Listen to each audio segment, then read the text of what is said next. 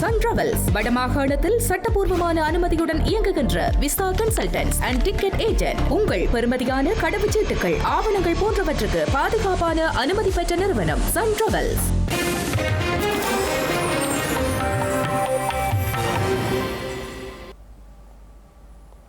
வணக்கம். இது ஐபிசி தமிழின் காலை நேர பிரதான செய்திகள். முதலில் தலைப்புச் செய்திகள். இலங்கைக்கு அழைத்துச் செல்லப்பட்ட பொடிலெசி காலி குற்றப்புலனாய்வு பிரிவுக்கு மாற்றம். கச்சதீவு திருவிழா இன்று மாலை ஆரம்பம். இலங்கை மற்றும் இந்தியாவிலிருந்து பக்தர்கள் பயணம். வவுனியாவில் 300 குடும்பங்களின் காணிகளை சுவீகரித்த வனவள திணைக்களம். விடுவிக்குமாறு கோரும் மக்கள். அங்கரைகுட கொலை சம்பவம். துப்பாக்கிதாரிக்கு தங்குமிடம் வழங்கிய ஒருவர் கைது. திமுகவில் இணைந்த பன்னீர்செல்வம். தமிழக அரசியலில் தொடரும் பரபரப்பு. ஆப்கானிஸ்தான் மீது போரை அறிவித்த பாகிஸ்தான். பதிலடி கொடுக்கப்படும் என தலிபான் தெரிவிப்பு. தொடர்பான விரிவான செய்திகள். இந்தியாவில் வைத்து கைது செய்யப்பட்ட பாதாள உலக கும்பல் உறுப்பினரும் போதைப்பொருள் கடத்தல்காரருமான பொடிலேசி என்ற ஜனித் மதுசங்க இலங்கைக்கு அழைத்துச் செல்லப்பட்டுள்ளார். இவர் இன்று அதிகாலை நாட்டுக்கு அழைத்து வரப்பட்டுள்ளதாக ஸ்ரீலங்கா காவல்துறை ஊடக பிரிவு தெரிவித்துள்ளது. இந்த நிலையில் விமான நிலையத்திலிருந்து காலி குற்றப்புலனாய்வு பிரிவுக்கு அவர் அழைத்துச் செல்லப்பட்டுள்ளார். மும்பையிலிருந்து இன்று அதிகாலை 5:56 மணிக்கு சென்று ஸ்ரீலங்கன் விமான சேவைகளுக்கு சொந்தமான ஜூவல் 142 என்ற விமானத்தில் பொடிலெசி இலங்கைக்கு அழைத்துச் செல்லப்பட்டுள்ளார். பொடிலெசி கடந்த ஆண்டு ஜனவரி 16ஆம் தேதி இந்தியாவின் மும்பையில் கைது செய்யப்பட்டு இலங்கைக்கு நாடு கடத்தப்பட்டிருந்தார். நாடு கடத்தப்பட்டு பொடிலெசி கடந்த ஆண்டு டிசம்பர் மாதம் 9ஆம் தேதி பலப்பட்டிய நீதிமன்றத்தால் கடுமையான நிபந்தனைகளின் கீழ் பிணையில் விடுவிக்கப்பட்டார். பிணை வழங்கப்பட்டதை அடுத்து அவர் சட்டத்தரணி ஒருவரின் காரிலேயே நீதிமன்ற வளாகத்தை விட்டு வெளியேறியிருந்தார். எனினும் தனக்கு விதிக்கப்பட்ட பிணை நிபந்தனைகளை மீறி நாட்டை விட்டு தப்பிச் சென்றுள்ளதையும் அவர் இந்தியாவில் பதுங்கியிருப்பதையும் ஸ்ரீலங்கா காவல்துறை கண்டுபிடித்திருந்தது. இதனையடுத்து மீண்டும் கைது செய்யப்பட்ட பொடிலெசியை நாட்டிற்கு அழைத்து வரும் நோக்கில் குற்றப்புலனாய்வு அதிகாரிகள் இந்தியா சென்ற நிலையில் நாட்டிற்கு அழைத்து வரப்பட்டுள்ளார். சர்வதேச சிவப்பு அறிவித்தல்களின்றி இதுவரை 14 சந்தேக நபர்கள் இலங்கைக்கு அழைத்துச் செல்லப்பட்டுள்ளதாக ஸ்ரீலங்கா காவல்துறை ஊடக பேச்சாளர் FU வுட்லர் தெரிவித்துள்ளார். ஒழுங்கமைக்கப்பட்ட குற்றவாளியும் போதைப்பொருள் கடத்தல்காரருமான பொடிலெசி என்ற ஜனித் மதுசங்க டி சில்வாவை இலங்கைக்கு அழைத்துச் சென்றமை தொடர்பில் கருத்து வெளியிடும் போதே அவர் இதனை தெரிவித்துள்ளார். 2024ஆம் ஆண்டு முதல் இதுவரையான காலப்பகுதியில் சர்வதேச சிவப்பு அறிவித்தல் பிறப்பிக்கப்பட்டிருந்த 29 சந்தேக நபர்கள் இலங்கைக்கு அழைத்துச் செல்லப்பட்டுள்ளதாக ஸ்ரீலங்கா காவல்துறை ஊடக பேச்சாளர் FU வுட்லர் தெரிவித்துள்ளார். ஒழுங்கமைக்கப்பட்ட குற்றவாளிகளுக்காக இதுவரை 89 சிவப்பு அறிவித்தல்கள் பெறப்பட்டுள்ளதாகவும் 2026ஆம் ஆண்டில் இவ்வாறான சந்தேக நபர்களை நாட்டிற்கு அழைத்து வருவதற்கு அதிகபட்ச முயற்சிகள் எடுக்கப்படும் எனவும் அவர் தெரிவித்துள்ளார். அத்துடன் 2024, 2025 மற்றும் 2026ஆம் ஆண்டுகளில் சிவப்பு அறிவித்தல் பிறப்பிக்கப்பட்டு 21 சந்தேக நபர்களை நாட்டிற்கு அழைத்துச் சென்றுள்ளதாக கூறியுள்ளார். அதேபோன்று சர்வதேச சிவப்பு அறிவித்தலின்றி 14 பேரை நாட்டிற்கு அழைத்துச் சென்றுள்ளதாகவும் சுட்டிக்காட்டியுள்ளார். சர்வதேச சிவப்பு அறிவித்தல் இல்லாத நிலையில் அந்த நாடுகளின் குடிவரவு, குடியகல்வு குற்றங்கள் மற்றும் நாடு கடத்தல் தொடர்பில் காவல்துறை அதிபரின் நேரடி தலையீடு மற்றும் அந்த நாடுகள் அவர் மீது கொண்டுள்ள நம்பிக்கையின் அடிப்படையில் அழைத்துச் செல்லப்பட்டுள்ளதாக கூறியுள்ளார். மேலும் ஒழுங்கமைக்கப்பட்ட குற்றவாளிகளுக்காக 89 சிவப்பு அறிவித்தல்கள் பெறப்பட்டுள்ளதாகவும் 2026ஆம் ஆண்டில் இந்த சந்தேக நபர்களை நாட்டிற்கு அழைத்துச் செல்வதற்கு முயற்சிகள் எடுக்கப்படும் எனவும் தெரிவித்துள்ளார். கச்சதீவு புனித அந்தோனியார் ஆலயத்தின் வருடாந்த திருவிழா இன்று கோலாகலமாக ஆரம்பமாக உள்ள நிலையில் பக்தர்கள் கச்சதீவை நோக்கி பயணம் மேற்கொண்டுள்ளனர். இன்று மாலை கொடியேற்றத்துடன் திருவிழா நடைபெற உள்ள நிலையில் இலங்கை மற்றும் இந்தியாவிலிருந்து பக்தர்கள் அங்கு செல்ல உள்ளனர். கச்சத்தீவு புனித அந்தோனியர் ஆலயத்தின் வருடாந்த திருவிழாவானது இன்று கோலாகலமாக ஆரம்பமாக உள்ள நிலையில் திருவிழாவை முன்னிட்டு ஆலயமும் அதன் சுற்றுப்புற சூழலும் முழுமையாக தயார்படுத்தப்பட்டுள்ளது. குறித்த திருவிழா ஏற்பாட்டு பணிகளுக்காக பங்கு தந்தீர்கள், கடற்படையினர், பிரதேச செயலகம் மற்றும் பிரதேச சபை உத்தியோகத்தர்கள் மற்றும் சுகாதாரத்துறை அதிகாரிகள் என 500க்கும் மேற்பட்டோர் கச்சத்தீவில் தங்கியிருந்து அர்ப்பணிப்புடன் பணியாற்றி வருகின்றனர். பக்தர்களின் வருகைக்காக போக்குவரத்து, குடிதண்ணீர் மற்றும் சுகாதார வசதிகள் அனைத்தும் பூர்த்தி செய்யப்பட்டுள்ள நிலையில் இன்று மாலை கொடியேற்றத்துடன் திருவிழா நிகழ்வுகள் ஆரம்பமாக உள்ளன. இதன்படி இன்று காலை 4 மணி முதல் பிற்பகல் 1 மணி வரை யாழ்ப்பாண பேருந்து நிலையத்திலிருந்து குறிகட்டுவான் வரை அரசு மற்றும் தனியார் பேருந்துகள் சேவையில் ஈடுபடுத்தப்படும் என அறிவிக்கப்பட்டுள்ளது. இதேவேளை குறிகட்டுவான் இறங்குதுறையிலிருந்து கச்சத்தீவுக்கான படகு சேவைகள் இன்று காலை 5 மணி முதல் பிற்பகல் 2 மணி வரை முன்னெடுக்கப்படும் என தெரிவிக்கப்பட்டுள்ளது. குறிகட்டுவானில் இருந்து பயணிக்கும் ஒரு நபருக்கான படகிற்குரிய ஒரு வழி பயண கட்டணமாக ரூபாய் 1200 நிர்ணயிக்கப்பட்டுள்ளது. விழாவில் கலந்து கொள்ளும் யாத்ரீகர்களுக்கு நாளை காலை உணவு வழங்கப்படும் எனவும் குறித்த பகுதியில் உணவு சமைப்பது முற்றாக தடை செய்யப்பட்டுள்ளதாகவும் அறிவிக்கப்பட்டுள்ளது. கச்சத்தீவு புனித பூமியாக கருதப்படுவதால் அங்கு மதுபானம் கொண்டு செல்வது, மது அருந்துவது மற்றும் புகைப்பிடித்தல் ஆகியவை முற்றாக தடை செய்யப்பட்டுள்ளதாகவும் அறிவிக்கப்பட்டுள்ளது. அக்குரேகொடவில் சட்டத்தரணி மற்றும் அவரது மனைவி கொலை சம்பவத்துடன் தொடர்புடைய துப்பாக்கிதாரிகளில் ஒருவருக்கு தங்குமிடம் வழங்கியதாக குற்றம் சாட்டப்பட்ட வீட்டின் உரிமையாளர் காவல்துறையினரால் கைது செய்யப்பட்டுள்ளார். குறித்த சந்தேக நபர் மேலதிக விசாரணைகளுக்காக குற்றப்பிரிவினரிடம் ஒப்படைக்கப்பட்டுள்ளார். அக்குரேகுடவில் வழக்கறிஞர் மற்றும் அவரது மனைவியை கொன்றதாக கூறப்படும் துப்பாக்கிதாரிகளில் ஒருவருக்கு தங்குமிடம் வழங்கியதாக குற்றம் சாட்டப்பட்ட வீட்டின் உரிமையாளரை காவல்துறையினர் கைது செய்துள்ளனர். முனராகலை காவல்துறையினரால் மெதகம நன்னபுர திவ்யபுல பகுதியில் உள்ள ஒரு வீட்டில் நடத்தப்பட்ட சோதனையின் போது குறித்த சந்தேக நபர் நேற்று பிற்பகல் கைது செய்யப்பட்டுள்ளார். சம்பவத்துடன் தொடர்புடைய சந்தேக நபர் கடந்த 25ஆம் தேதி முனராகலையில் வைத்து கைது செய்யப்பட்டு தற்போது குற்ற ஆய்வு பிரிவினரால் விசாரணைக்காக 72 மணி நேரம் தடுத்து வைக்கப்பட்டுள்ளார். விசாரணைகளின் போது கொலை செய்யப்பட்ட வழக்கறிஞர் ஏற்கனவே 2 நீதிமன்ற வழக்குகளிலும் தமக்கு சார்பாக முன்னிலையானதாக சந்தேக நபர் புலனாய்வாளர்களிடம் கூறியுள்ளார். முன்னாள் பூசா சிறைச்சாலை கண்காணிப்பாளர் சிறிது தமிகவின் கொலைக்கு சந்தேக நபர் பொறுப்பேற்றுள்ளதாகவும் கரந்தினிய சுத்தாவின் அறிவுறுத்தலின் பேரில் துப்பாக்கிச்சூடு நடத்தப்பட்டதாகவும் காவல்துறையினர் தெரிவித்துள்ளனர். அந்த தாக்குதலின் போது லாலா என்று அழைக்கப்படும் மற்றொரு துப்பாக்கிதாரி தன்னுடன் இருந்ததாகவும் தமிக்கு மீது 2 முறை துப்பாக்கிச்சூடு நடத்தியதாகவும் அவர் புலனாய்வாளர்களிடம் கூறியுள்ளார். தென் மாகாணத்தில் நடந்த ஒரு தனி 3 கொலையிலும் தனக்கு தொடர்பு இருப்பதாகவும் சந்தேக நபர் ஒப்புக்கொண்டுள்ளதாக காவல்துறையினர் தெரிவித்துள்ளனர். குறித்த சந்தேக நபர் மேலதிக விசாரணைகளுக்காக குற்றப்பிரிவினரிடம் ஒப்படைக்கப்பட உள்ளதாக தெரிவிக்கப்பட்டுள்ளது. வவுனியா செட்டிக்குளம் பிரதேச செயலாளர் பிரிவிற்குட்பட்ட வீரமாணிக்கங்குளம் மற்றும் முசல்குத்திக்குளம் ஆகிய பகுதிகளில் 300க்கும் மேற்பட்ட குடும்பங்களின் காணிகள் ஸ்ரீலங்கா வனவள திணைக்களத்தினரால் கையகப்படுத்தப்பட்டுள்ளதாக வவுனியா மாவட்ட அபிவிருத்தி குழு கூட்டத்தில் சுட்டிக்காட்டப்பட்டுள்ளது.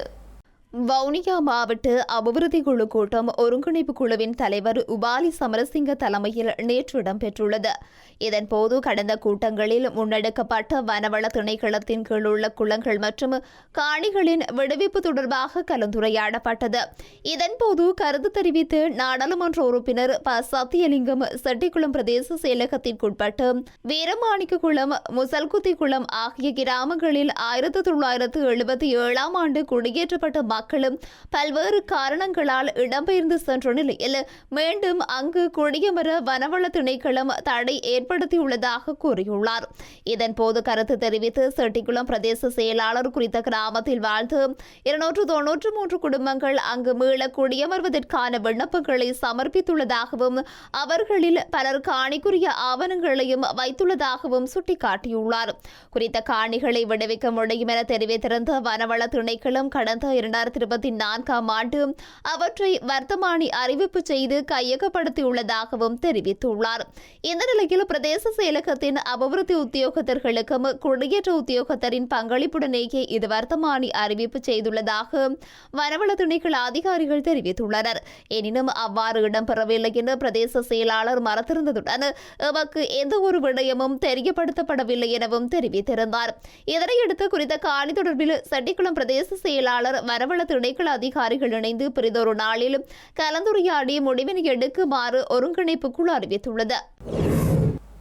ஸ்ரீலங்கா அரசாங்கத்தின் பிரஜாசக்தி திட்டத்திற்கு எதிர்ப்புகள் வெளியிடப்பட்டு வரும் நிலையில் யாழ்ப்பாணம் வடமராட்சி கிழக்கு முள்ளியான்கோவில் மற்றும் போக்கரப்பு கிராம அலுவலர் பிரிவில் பிரஜாசக்தி குழுவின் முதலாவது கலந்துரையாடல் இடம்பெற்றுள்ளது. யாழ்ப்பாணம் வடமராட்சி கிழக்கு முள்ளியான் கிராம அலுவலர் பிரிவின் பிரஜாசக்தி குழுவின் கலந்துரையாடல் நேற்று கட்டைக்காட்டில் அமைந்துள்ள முள்ளியான் கிராம அலுவலர் அலுவலகத்தில் இடம்பெற்றது. அத்துடன் கேவில் மற்றும் போக்கரப்பு பகுதி பிரஜாசக்தி குழு கலந்துரையாடலும் இடம்பெற்றது. இதன்போது உள்ளக வீதி புனரமைப்பு, விவசாய ஊக்குவிப்புகள், வைத்தியசாலை மேம்படுத்துதல், மாணவர்களுக்கான கருத்தரங்குகள், பாடசாலைகளுக்கான குடிநீர் வசதிகள், விளையாட்டு மைதானம் உள்ளிட்ட பல அபிவிருத்தி திட்டங்கள் தொடர்பாக கலந்துரையாடப்பட்டது. கலந்துரையாடலின் இறுதியில் பிரஜாசக்தி குழு உறுப்பினர்களுக்கான நியமன கடிதமும் வழங்கி வைக்கப்பட்டது. மட்டக்களப்பு திராய்மடு மற்றும் பாலைமீன்மடு பகுதியில் பண்ணையாளர்களின் கால்நடைகள் திருடப்பட்டு வரும் நிலையில் திருட்டுச் சம்பவத்தில் ஈடுபடுபவர்களை பிடித்து தருபவர்களுக்கு சன்மானம் வழங்கப்படும் என்று பண்ணையாளர்கள் தெரிவித்துள்ளனர். இதுவரை 40 கால்நடைகள் இறைச்சிக்காக திருடப்பட்டுள்ளதாக கூறிய பண்ணையாளர்கள் திருட்டுச் சம்பவங்களுடன் தொடர்புடையவர்களை பிடித்து தருபவர்களுக்கு 25,000 ரூபாய் சன்மானம் வழங்கப்படும் என்று தெரிவித்துள்ளனர். பாலமீன்மடு திராய்மடு பிரதேசத்தில் நள்ளிரவு வேளைகளிலே மாடுகளை ஆடுகளை திருடிச் சென்று இறைச்சிக்காக வெட்டுகின்ற சம்பவம் தொடர்ச்சியாக நடைபெற்று கொண்டிருக்கின்றது. ஒவ்வொரு கால்நடை வளர்ப்பாளருடைய பண்ணையிலிருந்தும் 5-10 மாடுகள் என்று நாளாந்தம் திருடப்பட்டு வந்து கொண்டே இருக்கின்றது. பிப்ரவரி மாதம் சுதந்திர தினத்துக்கு முதல் நாளாகிய 3ஆம் தேதி 4 பசுமாடுகள் இறைச்சிக்காக வெட்டப்பட்டிருக்கின்றன, திருடப்பட்டிருக்கின்றது. ஆதலால் தயவு செய்து இவ்வாறான திருட்டு சம்பவங்களை நிறுத்தி தருமாறு அந்த பிரதேசத்துக்கு பொறுப்பான கொக்கியில் நிலைய பொறுப்பதிகாரி போலீஸ் பொதிப்பதிகாரிடத்திலே நாங்கள் வேண்டுகோள் ஒன்றை விடுக்கின்றோம். அண்மை காலமாக தொடர்ச்சியாக இறைச்சிக்காக கண்டத்தாச்சி மாடுகளையும் பசு மாடுகளையும் நள்ளிரவிலே கடத்தி சென்று அதனை திருடி சென்று இறைச்சிக்காக ஏறாவூர் பிரதேசத்துகள் தான் கூடுதலாக வெட்டுகிறார்கள். 2 வருடங்களுக்கு முன்னே சம்பவம் ஒன்று ஏறாவூர் பிரதேசத்திலே மாடு வெட்டுற இடத்திலே நாங்கள் மாடுகள் திருடப்பட்டதை அறிந்து அங்கு சென்றிருந்தோம். அங்கு சென்றிருந்த வேளைகளே 5 மாடுகள் வெட்டப்பட்ட நிலையிலும் ஒரு மாடு உயிரோடும் இருந்தது. அதனை பிடித்து போலீசாரிடம் ஒப்படைத்து அதனுடைய வழக்கு இன்னும் நிலுவையில் இருக்கிறது. அந்த வழக்கு நிலுவையில் உள்ள காரணத்தினால் அது சம்பந்தமாக நாங்கள் மேலதிக விவரங்கள் ஒன்றையும் நாங்கள் கதைக்க விரும்பவில்லை. இது தொடர்ச்சியாக மட்டக்களப்பு மாவட்டத்திலே இந்த பாலமீன்மடு திராய்மடு பிரதேசத்தில் தான் தொடர்ச்சியாக நடைபெற்று கொண்டிருக்கின்றது. பாலமீன்மடு திராய்மடு பிரதேசத்திலே கால்நடை வளர்ப்பார்கள் 15 தொடக்கம் 20 வரையிலான கால்நடை உரிமையாளர்கள் இருக்கின்றார்கள். அந்த உரிமையாளர்கள் சார்பாக நாங்கள் இந்த வேண்டுகோளை விடுக்கின்றோம். இரவு வேளைகளே நீங்கள் பயணிக்கும் போது இவ்வாறான திருட்டு சம்பவங்கள் மாடுகள் ஆடுகள் திருடப்பட்டு வாகனத்தில் ஏற்றப்பட்டதை நீங்கள் கண்டால் உரிய தகவல்களை எங்களுக்கு தருவீர்களாயின் உங்களுக்கான சன்மானம் 25,000 ரூபாய் நாங்கள் கால்நடை வளர்ப்பார்கள் தருவோம் என்றும் பொதுமக்கள் ஆகிய உங்களுக்கும் நாங்கள் ஒரு கோரிக்கையை முன்வைக்கின்றோம். கிளிநொச்சி பரந்தன் பூநகரி பகுதியில் சட்டவிரோதமான முறையில் மணல் ஏற்றிச் சென்ற உளவு இயந்திரத்தின் மீது துப்பாக்கிச்சூடு நடத்தப்பட்டுள்ளது. இதன்போது ஒருவர் கைது செய்யப்பட்ட நிலையில் மற்றொருவர் தப்பிச் சென்றுள்ளார். கிளிநொச்சியில் சட்டவிரோதமான முறையில் மணலேற்றி சென்ற 2 உளவு இயந்திரங்களை விசேட அதிரடிப்படையினர் தடுத்து நிறுத்திய போது சமிச்சையை மீறி சென்றுள்ளது. இதனையடுத்து துப்பாக்கி பிரயோகம் மேற்கொள்ளப்பட்டுள்ளதாக விசேட அதிரடிப்படையினர் தெரிவித்துள்ளனர்.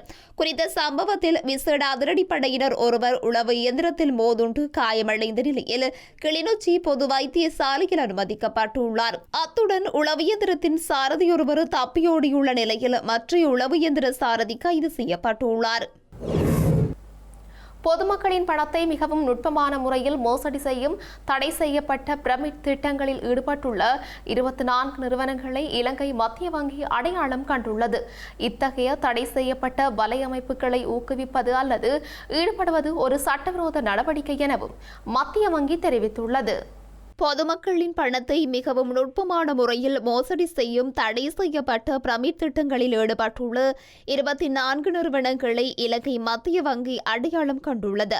இதுபோன்ற 23 நிறுவனங்கள் முன்னர் அடையாளம் காணப்பட்டதாகவும் நேற்று முன்தினம் மேலும் ஒரு நிறுவனம் அடையாளம் காணப்பட்டுள்ளதாகவும் இலங்கை மத்திய வங்கியின் நிதி நுகர்வோர் உறவுகள் பிரிவு தெரிவித்துள்ளது. அதற்கமைய ICAN அட்வர்டைசிங் லிமிடெட் மற்றும் அதன் இணைப்பு வலைதளங்கள் தடை செய்யப்பட்ட பிரமிட் திட்டத்தை இயக்குவதாகவும் ஊக்குவிப்பதாகவும் புதிதாக அடையாளம் காணப்பட்டுள்ளன.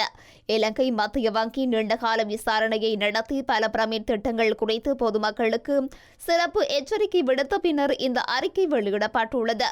இந்த நிறுவனங்கள் தடை செய்யப்பட்ட பிரமிட் திட்டங்களை இயக்குவதாக தீர்மானிக்கப்பட்டுள்ளன. எனவே இதுபோன்ற மோசடி நடவடிக்கைகளில் சிக்கி ஏமாற வேண்டாம் என மத்திய வங்கியின் நிதி நுகர்வோர் உறவுகள் பிரிவு வலியுறுத்தியுள்ளது. இத்தகைய தடை செய்யப்பட்ட வலையமைப்புகளை ஊக்குவிப்பது அல்லது ஈடுபடுவது ஒரு சட்டவிரோத நடவடிக்கை என்பதை மத்திய வங்கி பொதுமக்களுக்கு தெளிவுபடுத்தியுள்ளது. தமிழக சட்டசபை தேர்தல் நெருங்கும் நிலையில் முன்னாள் முதல்வர் பன்னீர்செல்வம் திராவிட முன்னேற்ற கழகத்தில் இணைந்து கொண்டுள்ளார். சென்னை அறிவாலயத்தில் முதல்வர் மு க ஸ்டாலினை சந்தித்து திமுகவில் இணைந்து கொண்டுள்ளார். அதிமுகவில் இருந்து நீக்கப்பட்ட முன்னாள் முதல்வர் ஓ பன்னீர்செல்வம் இன்று காலை அமைச்சர் சேகர் பாபுவை சந்தித்து கலந்துரையாடியுள்ளார். இதனைத் தொடர்ந்து இருவரும் அண்ணா அறிவாலயத்திற்கு சென்ற நிலையில் OPS ஆதரவாளர்கள் மற்றும் திமுகவினர் உற்சாக வரவேற்பு அளித்தனர். இந்த நிலையில் முதல்வர் ஸ்டாலினை சந்தித்த ஓ பன்னீர்செல்வம் தன்னை திமுகவில் இணைத்துக் கொண்டுள்ளார். அவரோடு மகனும் முன்னாள் நாடாளுமன்ற உறுப்பினருமான ரவிச்சந்திரநாத் மற்றும் சட்டமன்ற உறுப்பினர் ஐயப்பனும் திமுகவில் இணைந்து கொண்டுள்ளனர். அதிமுக சார்பில் 3 முறை முதல்வரான பன்னீர்செல்வமும் திமுகவில் இணைந்தது தமிழக அரசியல் வட்டாரத்தில் பெரும் பரபரப்பை ஏற்படுத்தியுள்ளது. ஆப்கானிஸ்தான் மீது பாகிஸ்தான் வெளிப்படையாக போரை அறிவித்துள்ளது. பாகிஸ்தான் பாதுகாப்பு அமைச்சர் ஆப்கானிஸ்தானில் உள்ள தாலிபான்களுக்கு எதிராக போரை அறிவித்துள்ளார். ஆப்கானிஸ்தான் காபூல் மற்றும் கந்தகார் மீது பாகிஸ்தான் விமான தாக்குதல்களை நடத்தியுள்ளது. இந்த தாக்குதலை தொடர்ந்து நேற்றைய தினம் பாகிஸ்தான் மீது ஆப்கானிஸ்தான் தாக்குதலை நடத்தியதில் 55 பாகிஸ்தான் ராணுவத்தினர் உயிரிழந்துள்ளனர். பாகிஸ்தான் ராணுவத்திற்கு சொந்தமான பல்வேறு ராணுவ உபகரணங்களை ஆப்கானிஸ்தான் கைப்பற்றியுள்ளது. இதற்கிடையில் ஆப்கானிஸ்தான் மீது பாகிஸ்தான் வெளிப்படையாக போரை அறிவித்துள்ளதுடன் காபூல் மற்றும் கந்தகார் மீது அதிகாலை நேரத்தில் தாக்குதல் நடத்தியுள்ளது. இதனால் இரு நாடுகளுக்கும் இடையேயான போர் பதற்றம் உச்சமடைந்துள்ளது. காபூலில் குறைந்தது 3 இடங்களில் தாக்குதல் நடந்ததை ஆப்கானிஸ்தான் உறுதி செய்துள்ளது. எனினும் ஏற்பட்ட உயிரிழப்புகள் குறித்த உடனடி தகவல்கள் வெளிவரவில்லை. தங்கள் நாட்டின் மீது நடந்த தாக்குதல்களுக்கு பதிலடியாக இந்த தாக்குதலை நடத்தியதாக பாகிஸ்தான் அரசாங்கம் தெரிவித்துள்ளது. பாகிஸ்தான் பிரதமர் ஷெபாஸ் ஷெரீப் நாட்டின் படைகள் எந்தவொரு ஆக்கிரமிப்பு லட்சியங்களையும் நசுக்கும் முழு திறனையும் கொண்டுள்ளதாக கூறியுள்ளார். அன்பான தாய் நாட்டை பாதுகாப்பதில் எந்த சமரசமும் இல்லை எனவும் ஒவ்வொரு ஆக்கிரமிப்புக்கும் தகுந்த பதிலடி கிடைக்கும் என்றும் அவர் கூறியுள்ளார். இந்த நிலையில் தாங்கள் தாக்கப்பட்டால் பதிலடி கொடுப்போம், எனினும் தற்போது மோதல்களை தொடங்க மாட்டோம் என்று தாலிபான் ராணுவ செய்தி தொடர்பாளர் கூறியுள்ளார். செய்திகளின் நிறைவாக மீண்டும் தலைப்புச் செய்திகள். இலங்கைக்கு அழைத்துச் செல்லப்பட்ட பொடிலெசி காலி குற்றப்புலனாய்வு பிரிவுக்கு மாற்றம். கச்சதீவு திருவிழா இன்று மாலை ஆரம்பம். இலங்கை மற்றும் இந்தியாவிலிருந்து பக்தர்கள் பயணம். வவுனியாவில் 300 குடும்பங்களின் காணிகளை சுவீகரித்த வனவள திணைக்களம் விடுவிக்குமாறு கோரும் மக்கள். அங்கிரேகுட கொலை சம்பவம், துப்பாக்கிதாரிக்கு தங்குமிடம் வழங்கிய ஒருவர் கைது. திமுகவில் இணைந்த பன்னீர்செல்வம், தமிழக அரசியலில் தொடரும் பரபரப்பு. ஆப்கானிஸ்தான் மீது போரை அறிவித்த பாகிஸ்தான், பதிலடி கொடுக்கப்படும் என தாலிபான் தெரிவிப்பு. இத்துடன் IBC தமிழின் காலை நேர பிரதான செய்திகள் நிறைவு பெற்றன. உடனுக்குடன் செய்திகளை அறிந்து கொள்ள ibctamil.com என்ற எமது இணையதளத்தை பார்வையிடுங்கள். வணக்கம்.